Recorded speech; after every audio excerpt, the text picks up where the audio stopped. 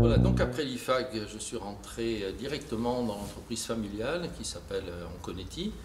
Et j'ai intégré cette entreprise très jeune, donc à 20 ans. Et j'ai parcouru à peu près tous les postes possibles dans une entreprise de ce type-là, c'est-à-dire grossiste en sanitaire, chauffage, climatisation.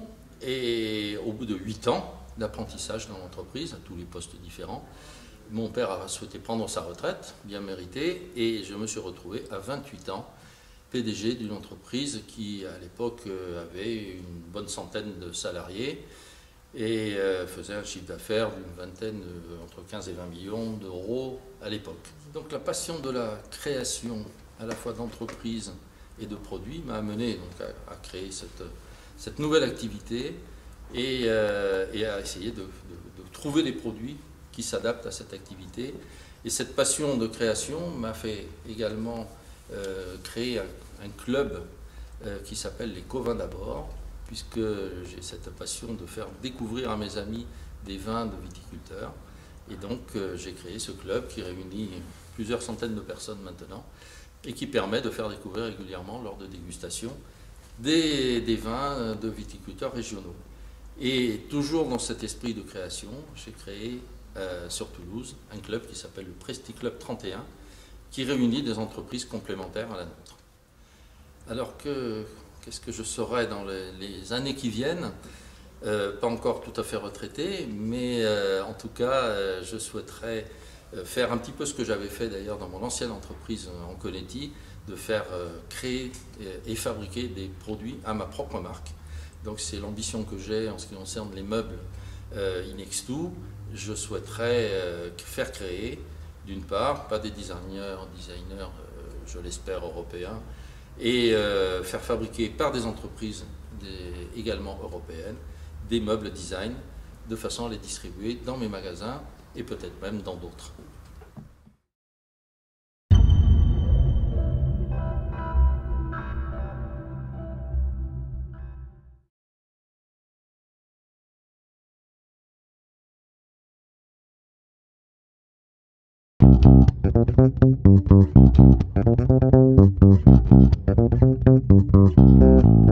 La question c'est qu'est-ce que j'étais? J'étais sans doute quelqu'un d'assez indécis, je ne savais pas ce que je voulais faire. J'imaginais être kinésithérapeute par exemple, ou être un jour à mon compte. Qu'est-ce que ça voulait dire ça? Ça voulait dire que j'avais un clair besoin d'autonomie dans mon travail. J'avais aussi comme caractéristique d'avoir envie d'être le leader, le capitaine de l'équipe, et j'étais pas très bosseur non plus, donc pour être parfaitement sincère. Voilà ce que j'ai. Ce que je suis. Alors je suis sans doute différent de ce que j'étais. Je suis quelqu'un qui, par son métier, puisque je suis devenu manager, n'est pas du tout celui qu'il était en termes de décision. Maintenant, je suis amené à décider. Je suis attendu par mes équipes pour décider. Je suis autonome dans Schneider Electric, qui est un grand groupe. On vous donne de l'autonomie, vous l'avez, vous devez l'apprendre. Je suis un leader, c'est ce que j'attendais de ma vie, c'est-à-dire d'avoir la capacité d'entraîner des gens, de les aider à se développer et d'obtenir des objectifs communs. Et par rapport au travail, puisque je disais que je n'étais pas bosseur, en fin de compte, je crois que je n'étais pas bosseur au sens de la chose scolaire, mais au fond de moi, j'aime que les choses soient bien faites et j'aime pouvoir m'y consacrer pour autant que je leur donne un sens. Et j'avais sans doute, du temps de ma scolarité, du mal à leur donner du sens. Et très curieusement, je me suis révélé comme étant un vrai bosseur. Alors cette dernière question, qu'est-ce que je serai? Je vais plutôt la reformuler, qu'est-ce que je suis en train de devenir? Je pense que après 30 années au sein de Schneider, de ce grand groupe, j'ai appris pas mal de choses sur moi tout d'abord, et surtout j'ai eu beaucoup d'appétit pour aider les autres, pour leur transmettre ce que j'apprenais. J'avais coutume de dire à mon équipe, Je ne suis pas le plus intelligent d'entre nous. Vous êtes chacun d'entre vous plus intelligent que moi. Ma qualité sera sans doute celle de vous transmettre comment vous-même vous pourrez manager des équipes, comment vous pourrez faire en sorte que chacune d'entre elles se sente bien dans son boulot pour qu'elle donne le maximum. Et pour ça, je suis en train d'être de plus en plus dans la transmission de ces valeurs personnelles. L'autonomie que chacun doit avoir pour être serein dans son travail, la dimension de respect mutuel. Et puis, être un leader, c'est donner aux autres l'envie de l'être par une certaine exemplarité. Voilà, et puis tout ça, bien sûr, au prix d'un travail personnel et collectif. C'est sans doute ce que je suis en train de devenir, un transmetteur, entre guillemets.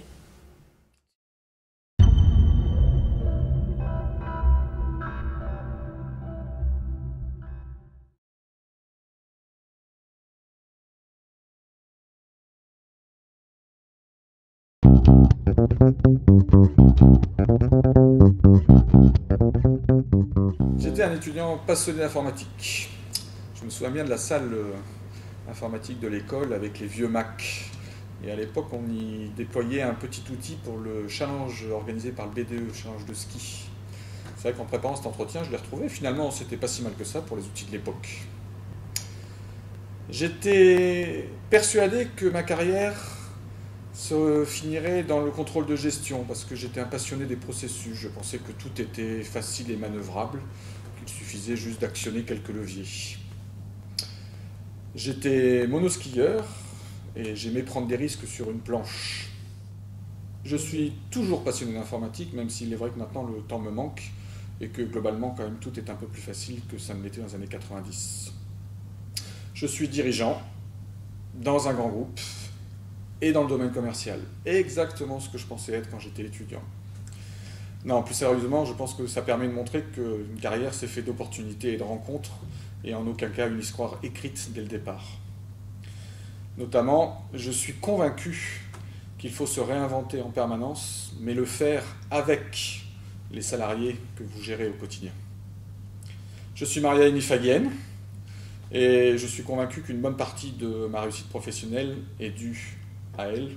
Derrière chaque femme, ou derrière chaque homme se cache une femme, mais l'inverse est vrai, d'où mon lapsus.